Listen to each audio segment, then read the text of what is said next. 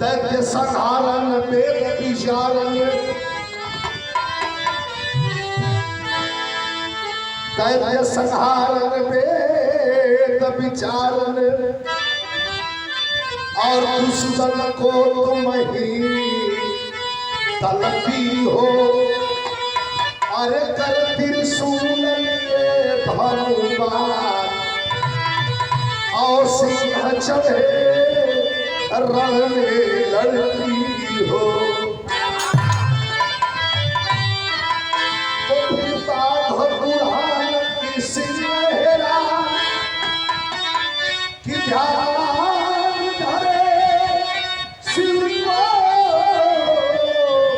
जपती हो।